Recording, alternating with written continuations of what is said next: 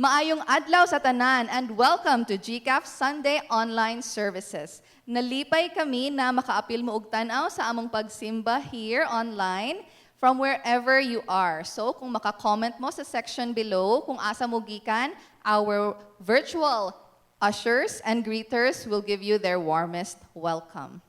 If kamo isa ka ginikanan or you have little children at home, amo ta mong giimbitar na i-download ang Kids Central Home Edition, isa kini kagiya for parents to teach Sunday school sa ilahang panimalay sa ilahang children.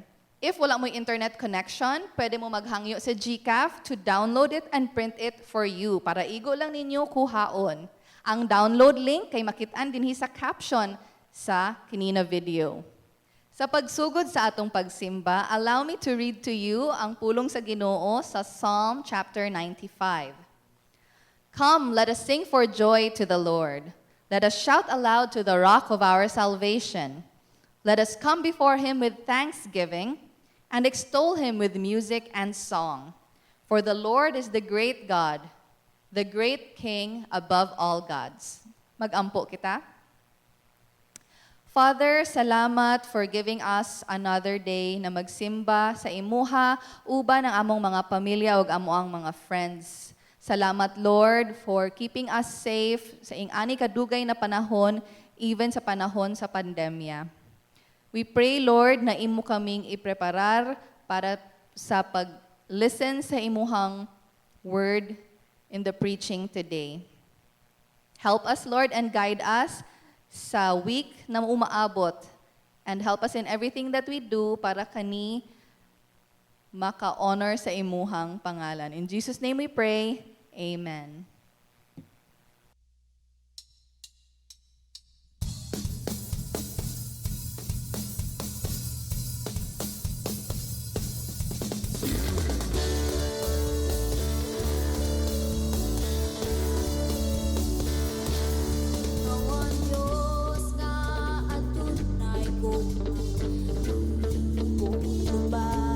Maanyag na himaya o grasya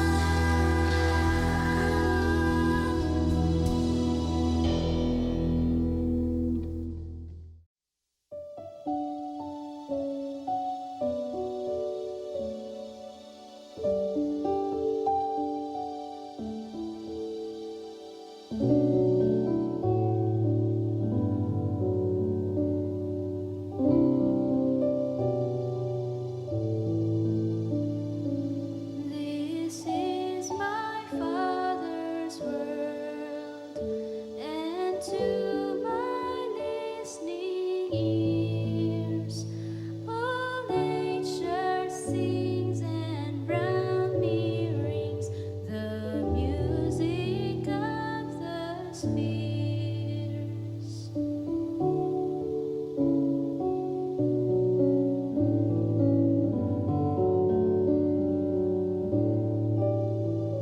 This is my Father's world. The birds their carols raise. The morning bright, the lily white, declare the Maker's praise. This is my Father's world. He shines in all that's fair. In the rustling grass, I hear him pass. He speaks to me everywhere.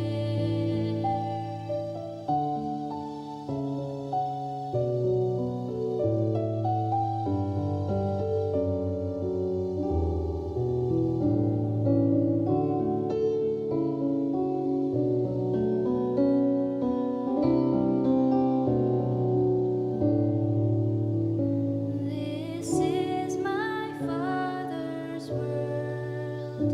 Oh, let me ne'er forget that though the wrong seems oft so strong, God is the ruler yet. This is my Father's world. Why should my heart be sad?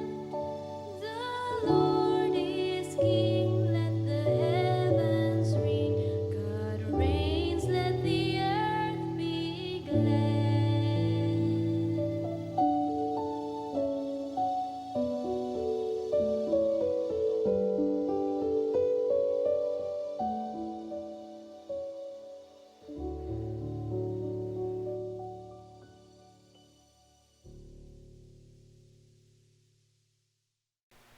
Mayong adlaw mga kaigsuonan ko, welcome sa online nga pagsimba, no?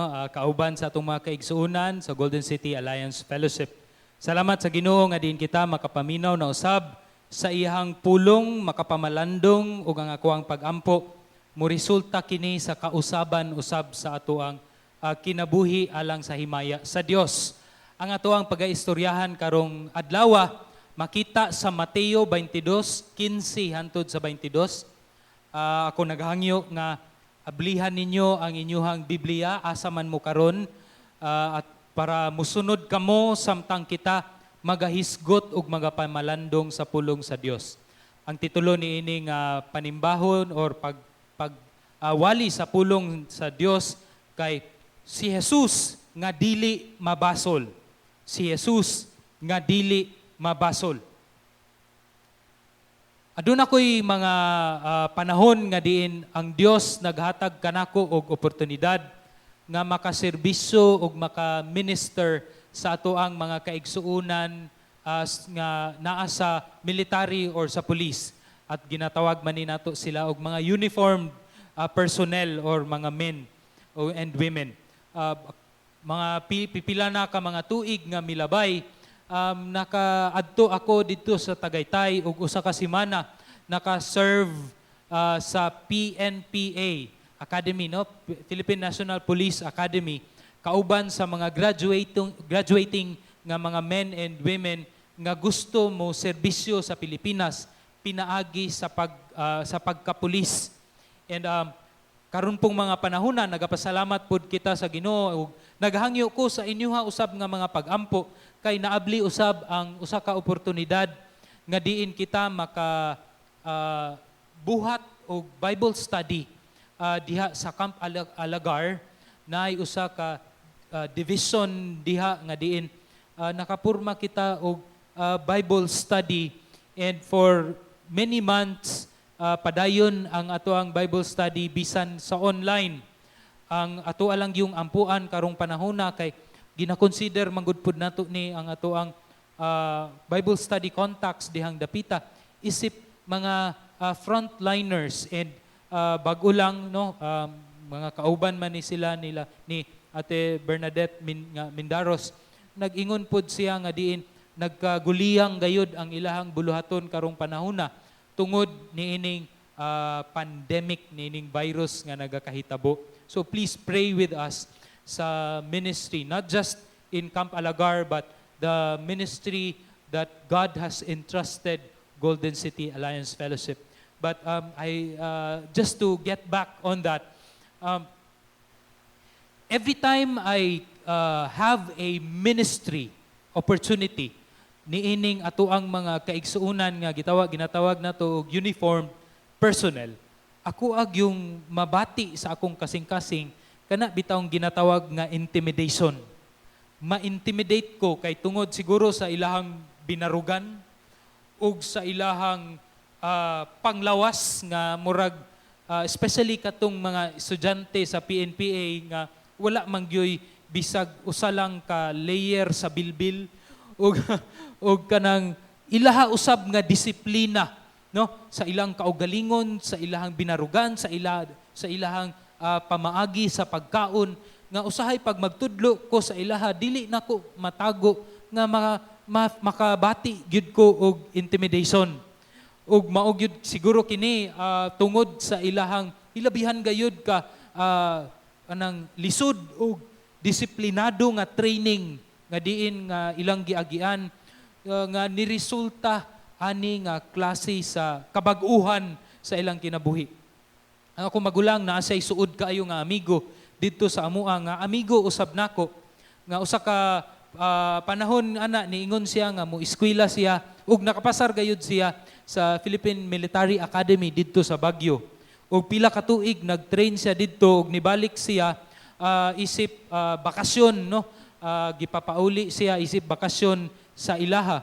Ug nakita siya sa akong igsuon ug miingon ang ako ang igsuon sa ako nga dili na gyud daw niya makita or dili nakita niya ang dako kaayong kausaban sa iyahang suod nga amigo nga murag halos di na niya makita kadtong iyang amigo sa una, no, aside from sa kanang nasunog nga panit or kanang inalutan nga white side wall o klase sa kinanan o sa binarugan. Grabe na gyud ang kausaban physically, and it would result also to the kind of discipline sa iyahang pagkinabuhi ug pagmata sa buntag or sa kadlawon ug uban pa. Even ang iyahang pamilya naka-mention usab nga grabe gyud dili gyud nimo ma-measure kung unsa kadako ang kabag-uhan sa ilahang anak. Na I believe nga ang balaang espiritu pinaagi sa iyahang pulong sa Dios sa Biblia naay mas dako ug mas grabe pagayod nga impact sa usa ka tawo nga moresulta siya og usa ka klase nga kabag-uhan nga dili nimo maikumpara sa unsa man klase nga training niining kalibutana. Gatuog gyud ko ana nga ang kausaban nga mabuhat sa balaang espiritu sa atoang kinabuhi pinaagi sa pagbasa sa iyang pulong, sa pagpaminaw sa iyang pulong, hilabihan pagayod kadako kaysa klase sa kabag-uhan nga ma-offer sa unsa man nga training niining kalibutana.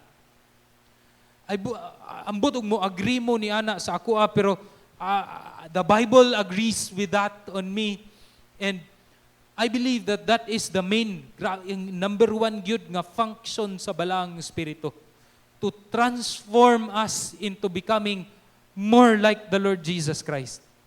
Nga dili kana makumpara sa unsa man nga klase nga discipline or training na ani ining kalibutana. Na ang pangutana nga gusto nako ipangutana sa inyo mga igsuon kay kini. Inyo na bang nakita, inyo na bang nabatian, or inyo na bang natilawan ang kausaban nga gihatag sa balaang espiritu sa inyohang kinabuhi pinaagi sa pagbasa ug sa paghinuklog sa pulong sa Dios?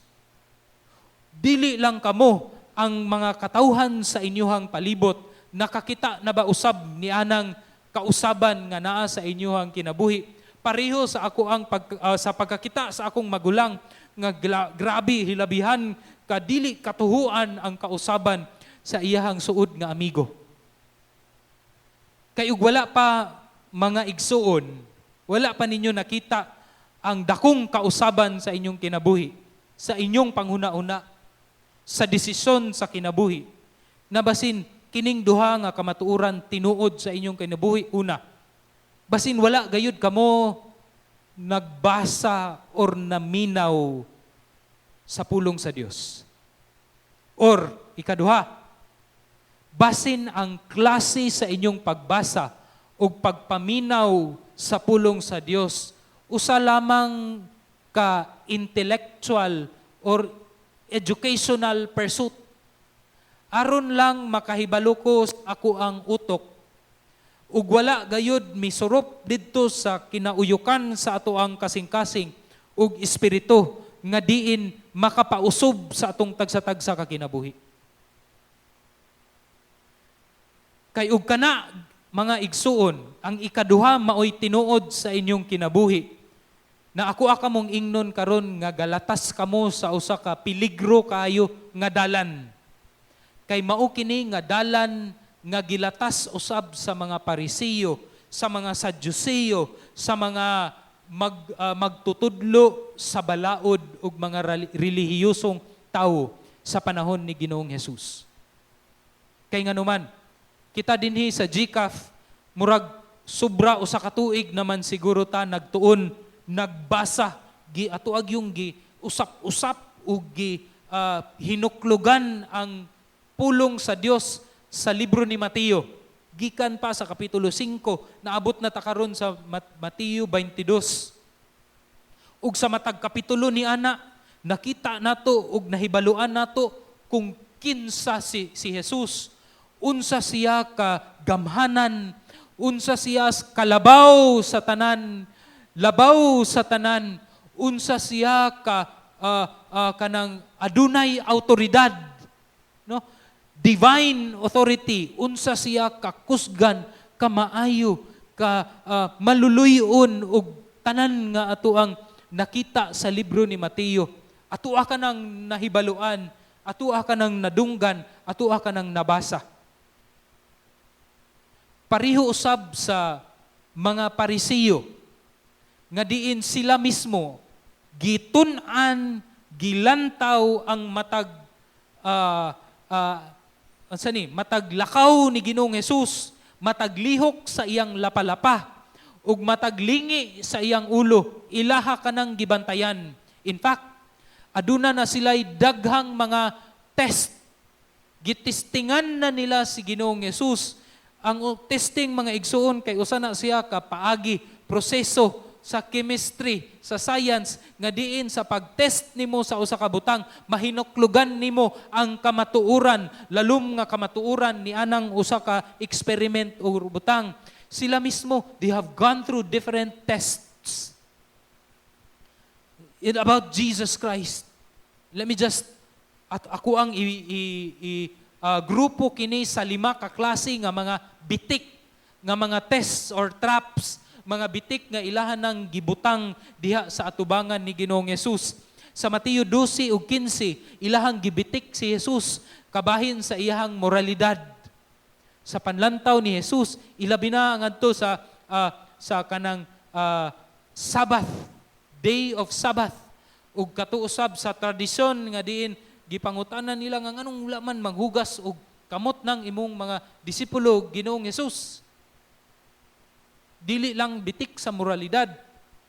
Gibitik usab nila si Jesus kabahin sa iyahang identity kung kinsa si Jesus. Ilahang gibitik si Ginoong Hesus niining dapita sa Mateo 16. Nga diin kauban sa mga Sadyuseo, Pariseo ug Sadyuseo, giingnan nila si Jesus nga kung tinuod gyud ka nga imuhang gisulti nga ikaw pakit ami og kanang senyales. Ikatulo kay ang bitik sa balaod. Mateo 19. Gibitik na usab kinig yung Parisis. Parang mga Parisiyo, suki gyud ni Ginoong Hesus. Number 1 enemy gyud ni Ginoong Hesus. Nga diin gibitik nila si Hesus kabahin sa balaod, sa marriage and divorce. Salamat ko sa Ginoo usab nga halos tanan, if not all, ani nga mga traps and tests, ako man siguro ang naa dinhi sa atubangan og nagwali niining mga butanga. And this will be very significant sa atoang pagatun-an karong adlaw. Ikaupat kay ang bitik sa relihiyon. Katong miaging Domingo, duha or tulo ka Domingo na nga miagi, nga diin ako usab ang nagwali sa Mateo 21, nga diin wala ang Parisiyo niini, apan ang mga priest, mga pari, ug mga ansyano, maoy nagbitik kang Ginoong Hesus. Pero kabaluko nga kini sila giimpluwensyahan gihapon sa Parisiyo sa ilang pagbitik kang Ginoong Hesus. And every time they would do different tests and traps sa matagbitik nila kang Ginoong Hesus, sila man hinuoy nadakop sa ilahang mga bitik, ug sa pagdakop sa ilahang bitik, nasukmagan ang ilahang garbo. Gisagpa ni Hesus ang ilahang garbo, ug bisan pa ni anang mga butanga na hinuklugan nila kung kinsa gayud si Ginoong Hesus. I believe that. Kay in every test, whether it's kanang nasakto ka or napalpak ang imuhang mga traps or test, naagyug kay makatunan. And you will see later nga naadjud actually kining mga Pharisees, naa sila'y kamatuuran nga nakatunan gikan kang Ginoong Hesus. Ang ikalima nga bitik, mao ka na ato ang pagaistoryahan karon. Kay usa siya ka, I believe, usa siya ka genius klase nga bitik gikan sa mga Parisiyo, o gigamit ni sa mga Parisiyo ang mga Herodianhon nga gibitik nila si Jesus sa politika nga aspeto. Bitik sa politika. Mao kana ang atoang pagaistoryahan karon mga igsuon. Mateo 22:15. Magsugod kita akong basahon. Ug milakaw ang mga Parisiyo ug na nagsabot sila kung unsaon nila pagbitik kang Ginoong Hesus. Pinaagi sa iyang mga isulti, sa iyang isulti. Ug ilang gipaadtuan siya sa ilang mga tinun-an. Naigisugo mga tinun-an kay murag nakahuna-una siguro sila nga, uy, pirmi na lang mi. So maulawan na pud mi. Kamo na pud mga tinun-an. Kuyog ang mga Herodianhon. Na interesting kayo ni siya mga igsuon.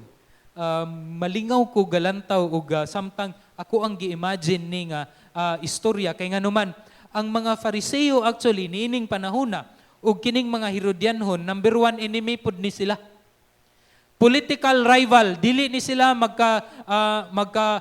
pundok sa usa ka kwarto nga walay away. I believe that.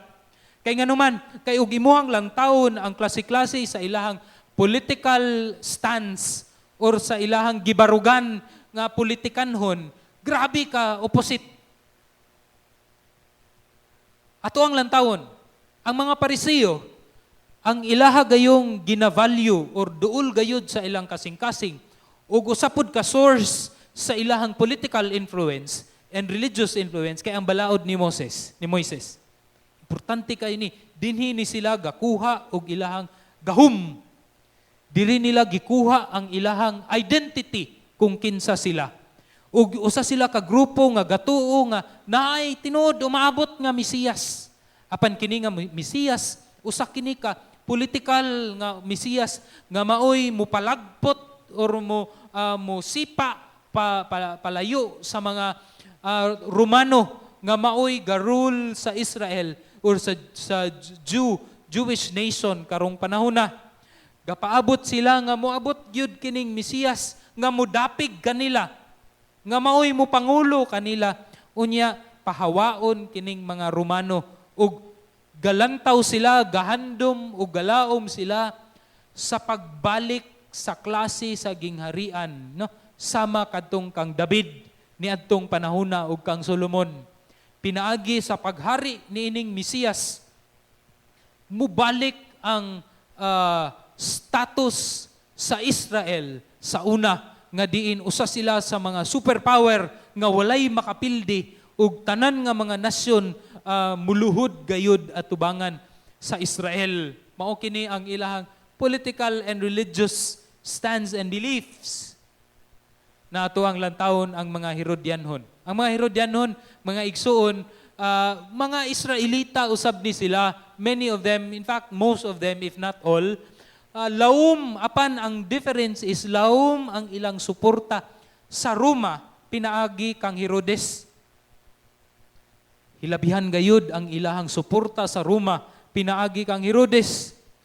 Gatuo usab kini sila og bilib ug ilahapong ginawali ang Hellenistic klase nga kultura. Griego klase nga kultura nga mao kana ang kadtong gi-introduce ni Alexander the Great every time mo conquer siya og lain-lain nga mga nasud. A Hellenistic culture. In other words, ang Jewish culture dili na sila ganahan. Balaod ni Moises, di mi ganahan ana. Mesiyas, di mi ganahan ana. Di na tinuod ang amua kay kining Griego, Hellenistic, modern in their time, a modern kind of culture. And lastly, opposite to the Pharisees, gahandom kini sila og malambuon nga pagdumala sa Roma. No, dili pagdumala sa Jewish nation, kundili pagdumala sa Roma, pinaagi kang Herodes. So makita nimo kung naani sila sa usa ka kwarto, grabe ni mag-away, grabe ni sila magdebate. Apan, nakakita sila og usa ka butang nga diin sila nagkasinabot, ilang gipadaplin ang ilahang mga nagkalahi-lahi nga panlantaw sa government and politics in order to attack the same threat. That is Jesus Christ. The Pharisees sees Jesus Christ as not the kind of Messiah nga ilahang gina-expect. Unsa maning Mesiyas nga wala man gapapahawa sa mga taga-Roma, lahi man ang ginabuhat. So bisan pa og unsa ka tinuod ka haom sa pulong sa Old Testament ang mga ginasulti ni Ginoong Hesus. But the fact nga wala siya nakigkauban sa mga Parisiyo, dili sila mudawat nga si Jesus Mesiyas. So maunang number one kontrabida si Jesus sa mga Parisiyo. The same time ang mga Herodianhon nakadungog na pud ni sila nga si Jesus, He's the King of the Jews. And if He is the King of the Jews, mawala ang mga Romans kung siya mahimong hari ug magdumala nining ato ang lugar. Mawad-an pud kita og gahom, mao kana ang nasa una-una sa mga Herodianon. So they see Jesus as a threat. So they came together, nagkasinabot, matud palagi kaning, the enemy of my enemy is my friend. Mao na ni karon ang nahitabo, nagkahigala ug amigo na ang mga Parisiyo ug Herodianon. Ilang gitintal si Jesus, mao kini ang pagtintal through beautiful words ug maupod kini, I believe, usa kini ka kamatuoran, tulo ka kamatuoran nga nakaplagan sa mga Parisiyo sa miagi na nga mga pagsulay nga gibutang nila si Ginoong Hesus. Niingon sila, magtutudlo, nasayod kami nga ikaw mamatinud-anon, a man of integrity. Ug nga ikaw minatuod, nagatudlo sa dalan sa Dios. A truthful teacher of the truth. Ikaw na nagatudlo ka sa kamatuuran in accordance sa pulong sa Dios of the truth. Ikatulo, ug wala ka magsapayan sa tao. You are not swayed by people. Sanglit wala ka man magtanaw sa panagway sa mga tao. Such sweet words. And I believe tininuod to ang pagstorya usab sa Parisiyo kay ilaha man ang hinuklugan or nakaplagan na sa miagi nila nga engkwentro kang Ginoong Hesus. Nga ug kinsa ka man, I don't care kung kinsa ka man, nga ug ikaw makadungog ni ani nga mga pulong gikan sa niining mga tawhana, murag malanay usab ang imong kasing-kasing ug ang imuhang dalunggan. And this, I believe, is a kind of lure or pagtintal kang Ginoong Hesus nga diin gahuna-una kining mga Parisiyo nga murag mawala si Jesus sa iyang depensa ug makaatake kami kay mugawas ang iyang vulnerable spot. So gisulti na din nila ang bitik na mismo naa sa bersikulo 17, Kapitulo 22, 17, niingon ang kining Pariseo ug mga Herodianhon, busa tug-ani kami, unsay imong panghuna-huna niini? Uyon ba sa balaod ang pagbayad og buhis kang Caesar or dili ba? Uyon ba sa balaod ang pagbayad og buhis kang Caesar or dili ba? Now, looking at this, again, para sa akoa usa kini ka genius klase nga pagtrap kang Ginoong Hesus. I believe ang mga Herodianhon o ang mga Pariseo pila na ka mga panahon nga diin sila gadibati niini kanang ininitay nga naggayud nga pagdebate ba nga kanang kauban na sa singot ug sa laway ug sa dugo nga klase sa pagdebate niini nga klase sa top topiko. And in fact, ang mga Herodianhon kabalo na sa tanang anggulo sa answer nila ug sa klase sa tubag sa mga tawo, kabalo na sila. Ang mga Pariseo usab kabalo na usab sa klase-klase nga mga anggulo niini nga pangutana ug mga topic. And for Jesus to answer this, na ay dakong bitik nga nakalatag para kaniya niini nga bersikulo. Ato kining lantawon because I believe kini nga pangutana is not merely a question of tax payment. Kay once mutubag ka niini, either muside ka sa Pariseo or muside ka sa Herodianhon, makita usab ang imuhang political stance. Now again, the Pharisees and the Herodians are opposite in their political stance. So, sa pagtubag pud niini sa mga Fariseo, muingon pud na sila nga, opposite pud na sila sa Herodianhon. Ang Pariseo, they are more likely to say nga, no, dili ta mubayad kang Cesar. Kaya nga naman, paunsa man nato maabot ang atoang kanang pangandoy nga diin, kita maoy naa sa posisyon, unya mubalik katong klase sa gingharian ni David. Kung magsigitag bayad, kung ang ato ang kwarta tuara padulong sa mga Romano, ug sila kanunay adunay power nga magadumala kanato, problema na. Sumaw nang dili ta mo bayad. And the Herodians, ang mga Herodianhon, on the other hand, would say, of course, maunay naas balaod, kay ang Roma may nagdumala nato, dapat mo bayad gyud ta kanila. Now, it's also not just in the area of kanang unsay naas balaod. This is also a selfish kind of an answer. Kay nga naman, kay ug magsige sila bayad, no? Of course, ang mga Herodianhon padayon nga mag-experience sa madagayaon klase nga kinabuhi. Now, in fact, if you would notice, ang mga Fariseo suko kay na sila sa mga tax collector. They would see the tax collectors as worse than dogs and pigs. Pero nga naman nga ang mga tax collectors, padayon man nga naay taas nga posisyon sa syudad, unya dako og impluwensya dato. Pareho ni Zacchaeus. Ay ang gapaluyo man ana nila kay kini mampong mga Herodians nga adunay gahom or adunay connection kang Herod, and si Herod connection niya didto gayud kang Cesar nga naa sa Roma. So kung si Jesus mo answer og no or yes, bitik kayo. Kay if he would say no, pareho sa mga Pariseo, then ang Rome would have an opportunity para kasuhan si Jesus og treason, rebellion, nga pwede siya prisuhon o pwede po siya mamatay. Mao man ni plano sa mga Pariseo, patyon si Jesus.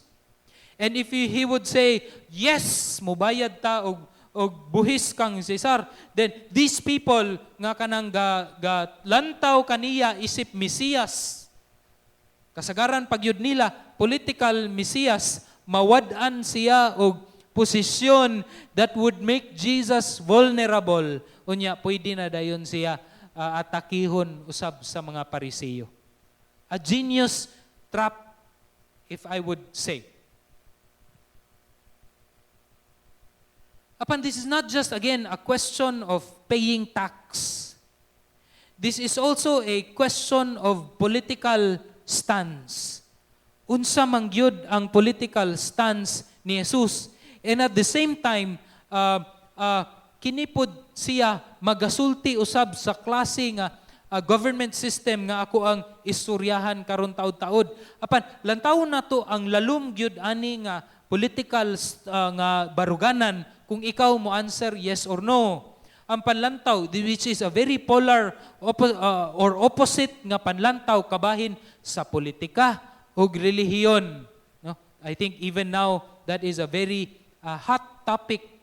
Church and state, unsa may separation ana nila. Dapat ba sila i-separate? Kung ang Pariseo paingnon, moingon sila nga, dapat ang relihiyon maoy magdumala kabahin sa desisyon sa panggobyerno. So sila, dapat ang balaod ni Moises maoy labaw gayod, maoy mo diktar. Unya kami nga maoy mo interpretar sa balaod ni Moises, maoy dapat mo naay dakong control over sa desisyon sa panggobyerno. Ang mga Herodianhon usab mo ingon nga dili na pwede. Dapat ang gobyerno maoy magdumala or mo kontrol sa mataglihok sa relihiyon or simbahan. Now these are again very polar opposite nga mga klase sa panghuna-una o government system, and in history we have seen these kinds of klase-klase nga political system nga nakita na nato kining sa mga Pariseo. This is what we call a theocratic kind of a government. Nga diin ang few priests or religious individuals maoy magdumala sa usa ka nasod in the name of God. The Roman Empire ni adtong panahona naay kanang a taste of that. Kay many times ang mga kings and queens magapos sa klase sa pangtudlo or sa pagdumala sa Pope ni adtong panahona sa Roman Empire. But then in every sa matag sitwasyon makita gyud gihapon nato nga this would cause into oppression nga diin ang corrupt nga kasing-kasing bisan man sa mga religious leaders mugawas bisan kini klase nga panggobyerno. Sa Herodianhon pod nga panghuna-una nga diin ang state or ang gobyerno mo'y nagakontrol sa activity sa religion, makita na pod kana nato sa mga communistic kind of government. I have a friend who comes from a country, communist nga country, nga dili lang nako nganlan, also told me a situation of the Alliance Church didtong dapita. Nga diin, sila, ang Alliance Church in that communist country is controlled by the government to a point nga if you are to hold an evangelistic ministry sa gawas, kung naa kay buhaton nga religious activity gawas sa simbahan, dapat mo apply pa ka og kanang unsa ba na siya, registration, or mo register pa ka, mananghid pa ka sa gobyerno. So you cannot share the gospel outside of the church building. As a result, grabe ang compromises nga nagakahitabo sa simbahan ni atong dapita tungod kay gusto sila nga musunod sa pagkontrolar sa gobyerno sa ilahang kinabuhi. Now, kining duha ka klase nga panggobyerno mubalik gyud gihapon ni siya dili lamang sa sistema sa panggobyerno kundi sa grabe kadunot nga kasing-kasing ug makasasala nga kasing-kasing sa mga tawo nga naa niini nga klase nga panggobyerno. But this was the question of the Herodians and the Pharisees. Unsa man gyud Jesus, mubayad og tax kang Cesar or dili? Mao ni ang tubag ni Ginoong Hesus. Kung genius ang bitik na I don't know how to describe the kind of answer that Jesus gave here. Ningon si Jesus. Apan si Jesus, sa naila niya ang ilang madinauton, hypocrisy, pagkadunot sa ilang kasing-kasing. Mateo 22:18. Miingon siya kanila, mga maot, nganong inyo man akong gisulayan. Mao kini sa Binisaya, no? Ingon si Jesus, mga maot. And I think dili lang ni sa panagway mo giingnan nila si Jesus nila nga maot, kundili ang ilang kasing-kasing mismo mga dautan ang inyong kasing-kasing, kangilad sa inyong kasing-kasing, manganom inyo man akong gisulayan, pakit-a bagod ko og kanang kwarta, coins. So mao nang naay usa ka tawo ni dagan unya mihatag didto kang Jesus. Dara, gipakita si Jesus sa usa ka denaryo, ningon si Jesus, kinsa man ang hulagway nga naa niining denaryos kaning usa ka coin. Ningon ang mga Pariseo ug mga Herodianon, si Cesar. Tubag ni Jesus dayon bersikulo 21. Ug siya miingon kanila, nan bayri ninyo si Cesar sa mga butang nga iya ni Cesar ug ang Dios sa mga butang nga iya sa Dios. Bayri ninyo si Cesar sa mga butang nga iya ni Cesar ug ang mga Dios ug ang Dios sa mga butang nga iya sa Dios. Again, looking at this answer, makita nimo nga gi-acknowledge ni Jesus nga naay authority si Cesar ug aduna poy authority ang Dios. Maunang daghan kaayo nga mga politically minded founding fathers of different countries, especially the US, have used this giingon ni Jesus Christ nga mahimong usa ka modelo sa usa ka klase nga government or political system, or especially in the area of church and state. Si Thomas Jefferson, sa usa sa iyahang mga letter to a particular leader, nagsulat siya didto og iyang gikoin ang mga pulong nga separation of church and state. Nga murag naa siya sa tunga-tunga, gi-separate ang church and state. But then, ang intention kuno ni Thomas Jefferson niini, dili aron limitahan ang simbahan sa ilahang pag-practice, sa ilahang belief or religion, but all the more in the area of tagaan og freedom to exercise ang church sa iyahang religious freedom. That is the focus of the separation of church and state. So maunang kini nga klase nga government system nga nakuha sa mga political geniuses kang Ginoong Jesus has become kanang murag grabe og effect and advantages, especially to the demo countries all over the world during this time. Aduna kitay religious freedom, and at the same time the government is able to function nga dili sila kontrolon sa mga religious leaders. Grabe ka-genius si Ginoong Jesus. But then, mao ba gayud kini ang intention ni Christ niining iyahang pulong?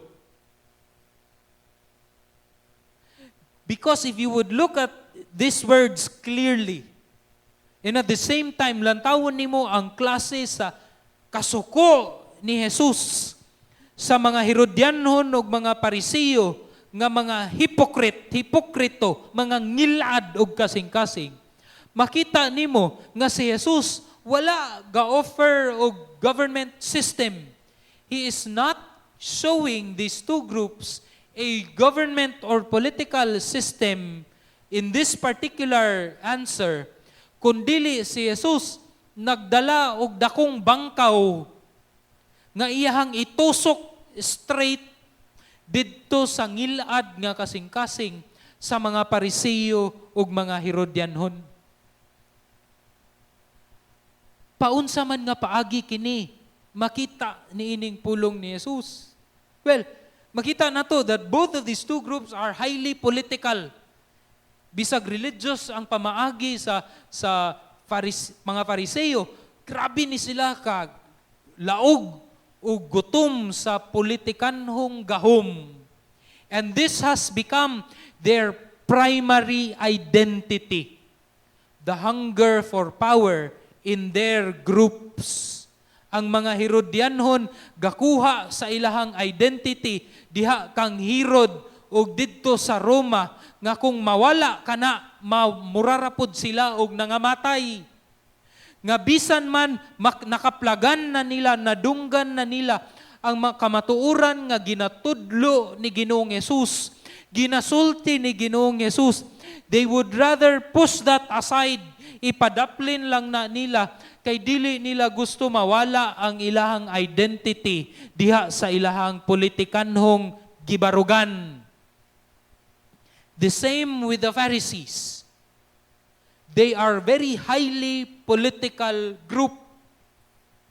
Nga they would rather push aside, ipadaplin ang mga kamatuoran nga ilang nakaplagan sa kadtong ginasulayan o ginastudyuhan nila si Ginoong Hesus.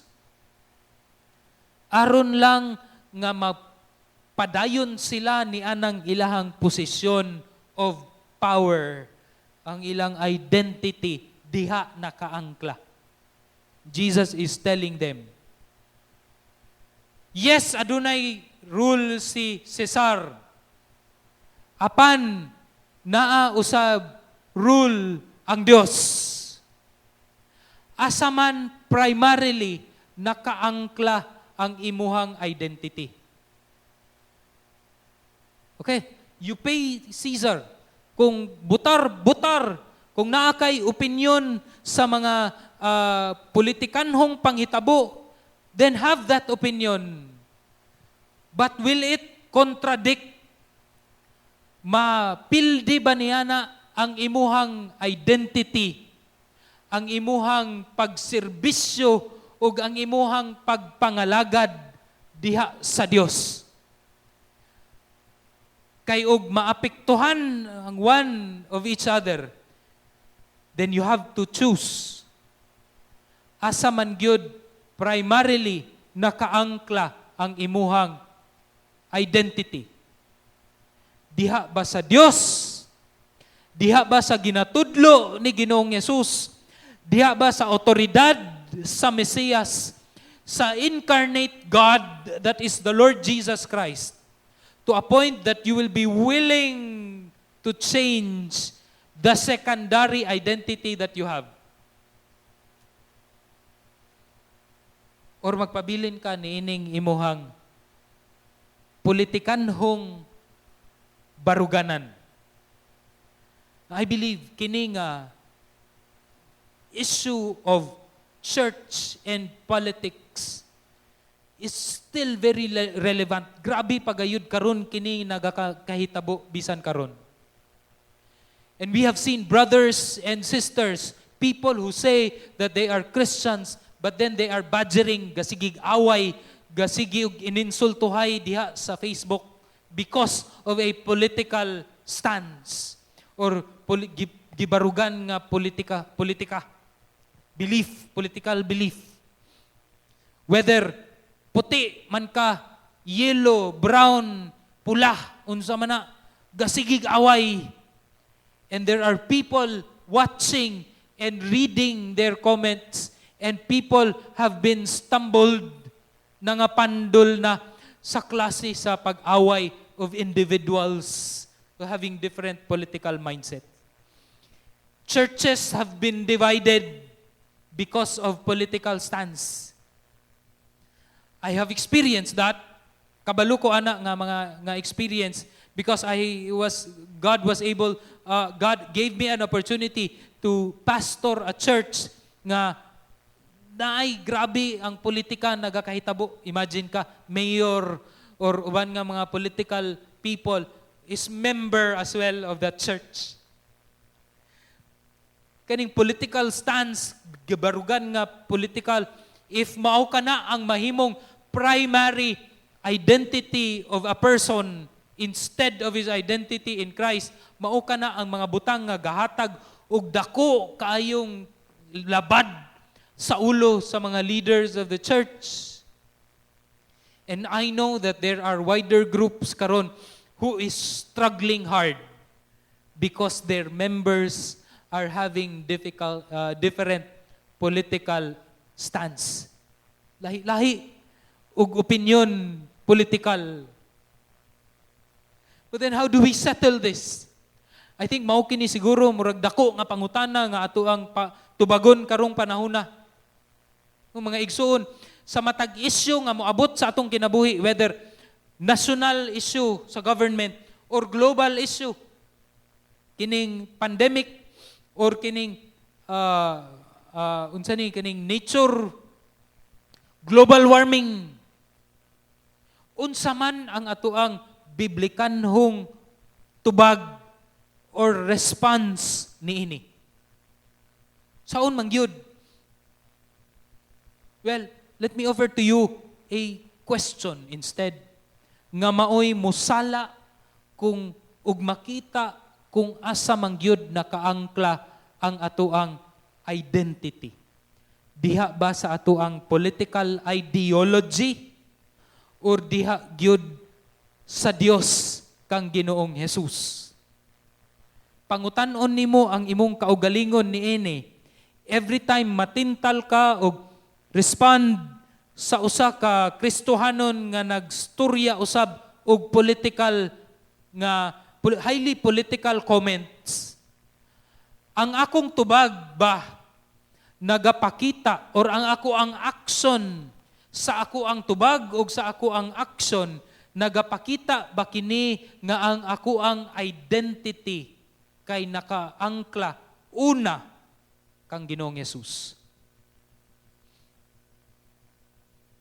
The moment you are tempted to address a highly political comment from a person,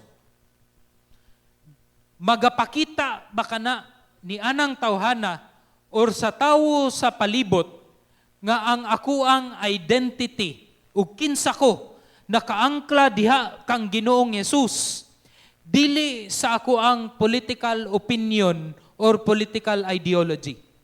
I'm not saying that you are not to involve in, you are not to have any political opinion. Wala ko gaingon, ana. Kung panahon sa eleksyon, I urge you to vote because Jesus gave us a clear picture nga naapoy authority ang government. Kung naa kay opinion, then have that opinion.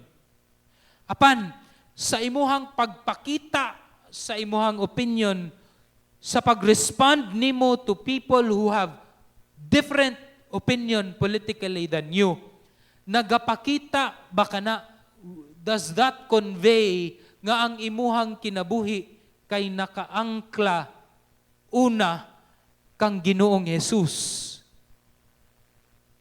Or didto sa imong political opinion?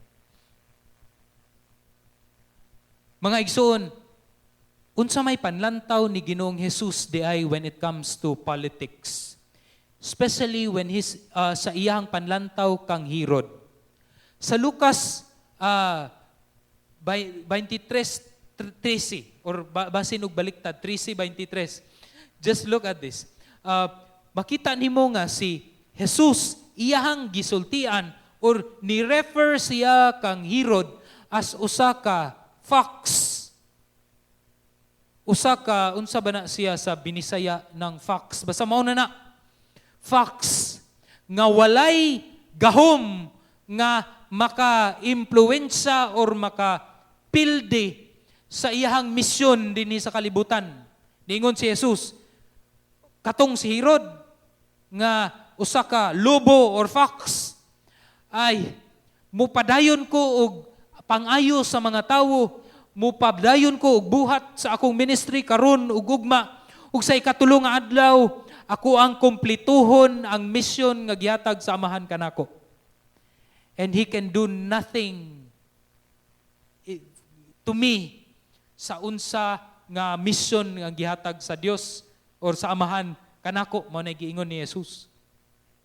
In other words, bisan unsa man ka maayo ang political government nga naa karon nagadumala, or kung unsa man na dautan or unsa man na diha, we should have this same perspective nga naa si Ginoong Hesus, nga ang misyon sa usa ka sumusunod ni Ginoong Hesus, whether ang politikanhong nagadumala kanato usa ka dautan or maayo nga politikanhong pagdumala, it should not affect our mission, the mission that God has entrusted to us, to love Him, to worship Him with all our strength, our might, and our being and our mind, and at the same time to love people, to disciple people, to love, to encourage individuals, to show the people about the gospel of the Lord Jesus Christ. Dili na maka-apekto. Remember, kining panahona nga gastorya si Ginoong Hesus, si Herodes ug si Cesar is far worse than any leader that we have today nga nagadumala sa atoang syudad or sa atoang nation. But yet, Jesus said, give to Caesar what is due to Caesar, ug ihatag sa Dios ug unsa ang para sa Dios. Again, mubalik ta sa issue of where we get our identity and our worth. Sa matag respond nato, sa matag lihok nato, matag adlaw, nagapakita ba nga kita gayud naa diha sa Amahan? Or sunod kang Ginoong Hesus? Or diha na noon makita sa ato ang politikanhong agenda or panghuna-una? And when Jesus said this, in Matthew 22:22, makita pod nato ang response sa mga nagbitik kang Ginoong Hesus. Niingon, ug sa ilang pagkadungog niini, ang Pariseo ug mga Herodianhon, nahitingala sila or nahinganga sila, ug ilang gibiyaan siya si Jesus ug nanglakaw sila.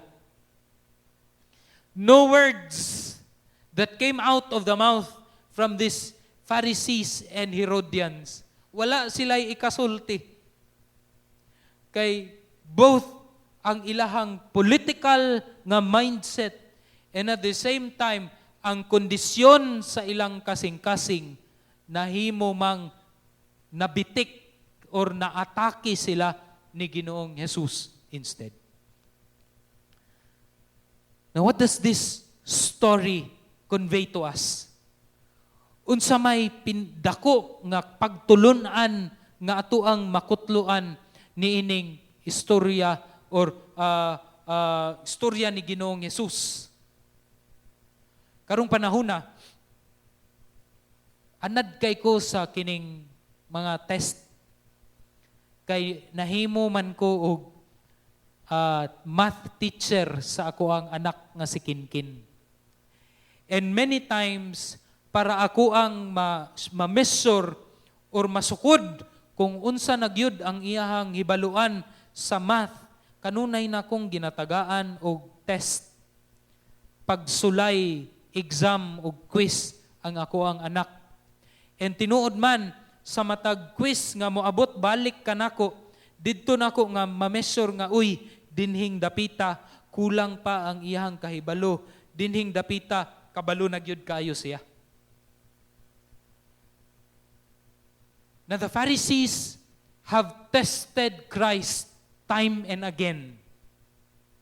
And in every testing, sa matag pagsulay, si Jesus nagpakita or na-prove countless times kung unsa siya ka dili mapasanginlan or dili mabasol, kung unsa ka perpekto si Ginoong Hesus, kung unsa ang iyang autoridad ug unsa ang iyang kamaalamon ikumpara sa ilahang kaalam. Every time they would prove that, kana nga mga testing would prove who Jesus Christ is. Apan sa matagkaplag pod nila sa kamatuuran kabahin kang Ginoong Hesus, nagpahilayo naman hinuon sila og maayo kang Ginoong Hesus. Mga igsuon, gatuo ako nga mao kini ang dakong pagtulunan nga gusto makatunan sa Dios ug ni Mateo niining istorya. Ato kining hinumduman ang pagkaperpekto ug di mabasol nga kinabuhi ni Jesus. Bisan man sa klase-klaseng pagsulay, nagpamatuod kini sa iyahang di matupngang pagka-Diyos, pagka-agalon, or lordship. Embedded in this truth, mao ang response nga dapat unta makita sa matag usa nga nagtuon ug nakakaplag ug nagbasa, naghinuklog sa pulong sa Dios nga diin sa ato ang pagkakaplag sa pagkaperpekto ni Ginoong Hesus ug dili siya mabasol, the blamelessness and perfection of the Lord Jesus Christ. Dapat unta nga mutuklod kini sa matag usa kanato. Ikaw igsuon nga naminaw karon, mutuklod unta kini kanimo nga all the more isurrender ang imuhang kinabuhi diha sa Dios. And not be like these Pharisees nga mutalikod naman hinuon sa ilahang nakaplagan nga kinsa si Ginoong Hesus. But all the more, dapat ang atuang response kay complete surrender sa pagka-Diyos o pagkaagalon ni Ginoong Hesus, the Lordship of the Lord Jesus Christ. Because if this will happen to us, then mao kini ang usa ka butang nga makapausob sa atuang kinabuhi. Nga diin unsa man nga mga training, discipline, o unsa man nga mga igiagian, training that is available out there can never compare sa klaseng nga kabag-uhan diha sa kasing-kasing nga completely submitted to the Lordship of the Lord Jesus Christ.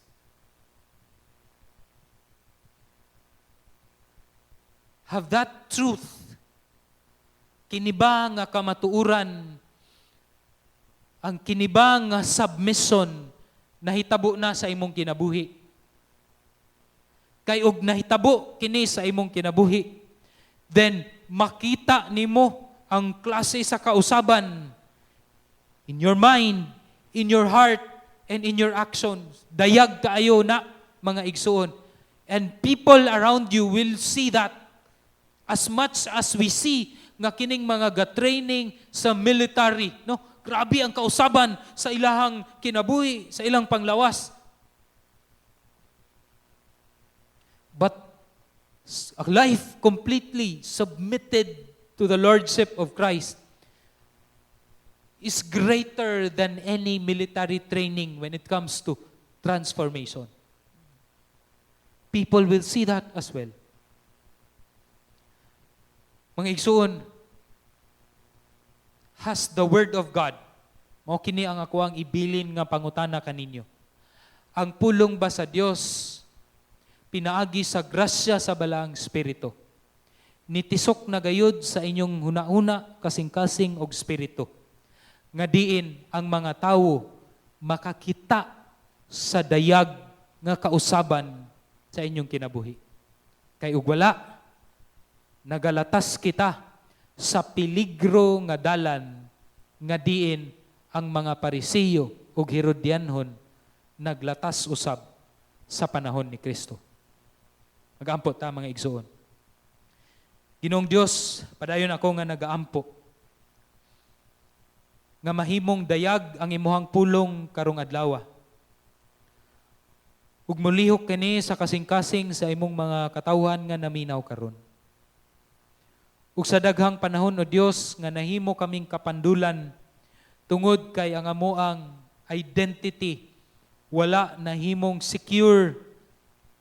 securely fastened diha kang Ginoong Hesus. Pasaylua kami o Dios. Nagaampo ako nga ikaw kanunay magalihok sa matag usa namo kakasing-kasing nga sa matag adlaw amo ang iangkla ang amo ang identity diha kang Ginoong Hesus, diha sa Dios. Luyo sa mga politikanhong pangitabo niining amo ang lugar, among nasod. Padayon kami magkinabuhi, musunod ug mo-obey, musubmit sa pulong sa Dios ug sa imuhang mga sugo kanamo o Dios.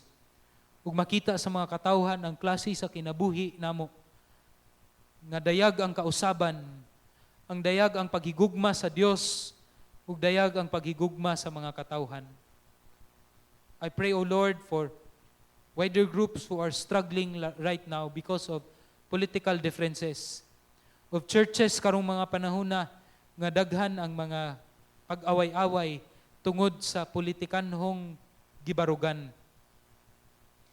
I pray nga gamiton nimo o Dios ang imong mga katawhan, leaders, pastors, nga maoy magpakita sa tinuod nga kasing-kasing ni Ginoong Hesus.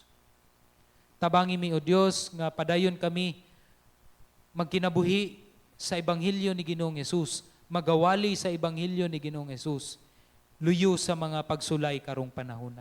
Kanimo ang dungog ug himaya sa ngalan ni Hesus kami nagaampo. Amen. Karon atong i-take ang opportunity na mag-celebrate ta together sa communion. Ato maning tradisyon dinhi sa GCAF na taga first Sunday of the month, we celebrate the Lord's Supper together.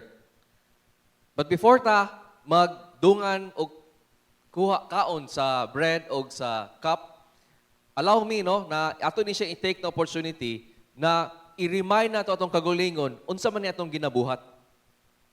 Dili man gyud ta gusto na atong buhaton, atong ginabuhat para sa Ginoo, mahulog lang siya sa walay meaning. Mahulog lang siya sa nakalimot ta unsa may pasabot ani or unsa may halaga ani, and then ato lang siyang ginabuhat kay mo man atong naandan. No? So we take the opportunity gyud every time na mag-celebrate ta sa Lord's Supper to remind ourselves. Kay naman tayo mga gagmay na mga bata. Mangutanan sila, pa, ma, unsa man natin mong ginabuhat? Unsa na inyong ginabuhat? Nganong di pa man may kaapil? Pa, or atong mga silingan, unsa na inyong ginabuhat diha? Nganong kamura-kamura man na? Tungod kay ang communion, para lang ni sa tanan na nagtuo kang Hesus bilang iyahang Diyos ug manluluwas. Dili kani pwede sa tanan. Dili kani siya pwede sa katong uban na wala pa nakasabot. Maybe bata pa kaayo or wala pa ni dawat ni Jesus. So, ang communion is always, nana siya tulo ka elemento, nag-look back ta. Unsay nahitabo. Nag-look ta karong adlaw, karong sa present day, ug moton-aw ta forward sa unsay mahitabo. Looking back, nag-ingon ta karon sa atong ginabuhat, atong ginaproklama, atong ginadeclare na tinuod na nianhi gyud si Jesus. Tinuod gyud na siya ang tao o Dios. Siya ang atong manluluwas. Wala siya sala. Iyahang gi-lay down ang iyang life o gi-allow niya iyang self, naggipatay siya sa cross, sa Kalbaryo. O sa ikatulo na adlaw, nabanhaw siya. Dayon, naana siya karon sa langit nasa kanan na side sa amahan na Diyos. And so, nag-ingon ta na tinuod kani tanan. Og nag-ingon pud ta karon adlaw na kita na nagtuo kang Hesus.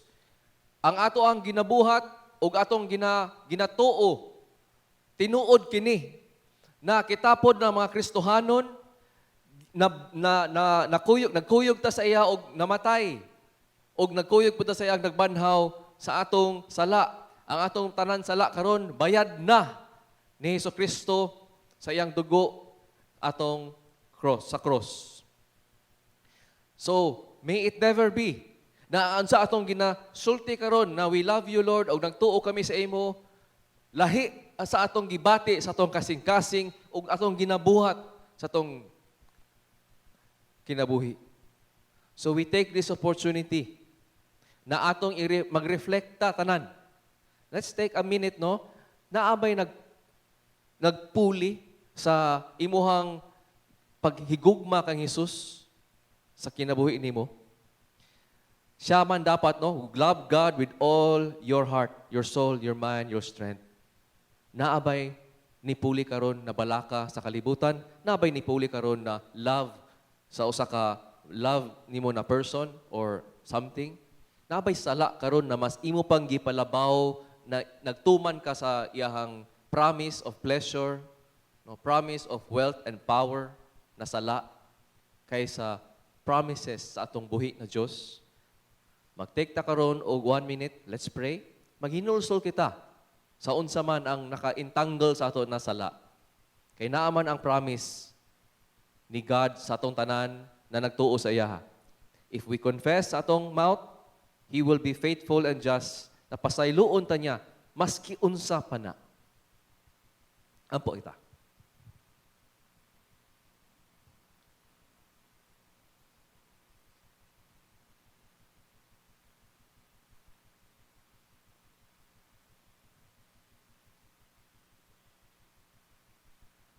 Naghangyo ko sa leader sa family to prepare please ang pan o ang cup para sa imuhang household.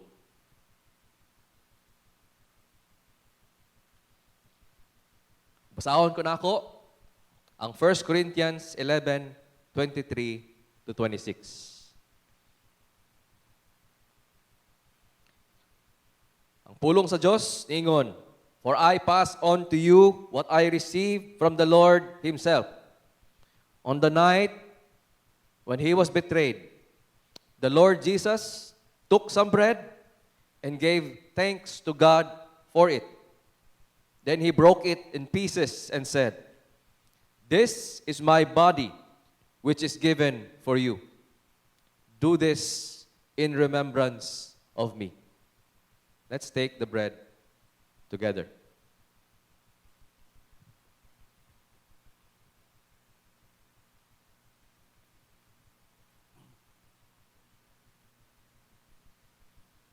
In the same way, He took the cup of wine after supper, saying, "This cup is the new covenant between God and His people, an agreement confirmed with my blood.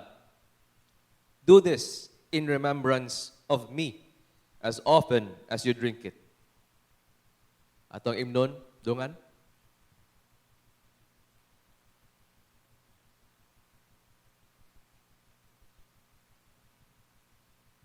For every time you eat this bread and drink this cup, you are announcing the Lord's death until He comes again. Purihin natin ang atong buhi na Diyos.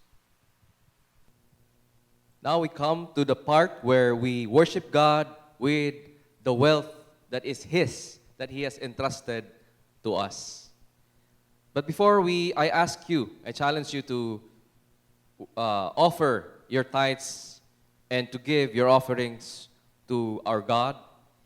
I ask this question, no? Because this question is always asked every generation. Do we have to? Do we have to do this? Akala ko kasi, di ba, na the law, because tithing was established in the Old Testament, so there are some of us who understand that is the Old Testament, New Testament Christians, it no longer applies to us. And so the reality of the wonderful reality that we have as living in the New Testament times is that indeed we are no longer saved by keeping the law. See, salvation does not come to us by doing good things, by obeying the law. That's not how God saves us. We are saved by grace, God's grace of sending Jesus Christ to die for us on the cross. We are saved then by His grace, and all we need to do is believe in Jesus' complete work on the cross. That's it. Tithing and offering does not save you. So what's the point? Why do we need to tithe and offer and give offerings? I'll give us a few reasons. First is that Jesus Himself said to us in Acts that it is better to give than to receive. So there is now a people freed from having to do this, but a people who will joyfully and cheerfully still do this from the gladness of heart, because we are freed people, freed from the bondage of sin. We have been set free. And so why go back to slavery, which is the love of money, which is trying to hold on to wealth and say, I don't want to give because I have so many concerns. I don't want to give, right? We would basically be saying, this is our money, not God, and we would develop instead ungrateful hearts. We would instead become bondage, enslaved to our wealth. So let us be free from the love of money and give to God what is still His anyways. Jesus said this comes as well with promises and promises of great blessings. Joy, free from the love of money. And so, as New Testament Christians living today, we are not bound by the tithe or the 10%. We should instead give more than 10% because we are set free. There's no limit anymore. And our God is able to give all that you would ever need. He is sufficient. So now I ask all of you to trust God with your wealth and to give your money as an act of worship.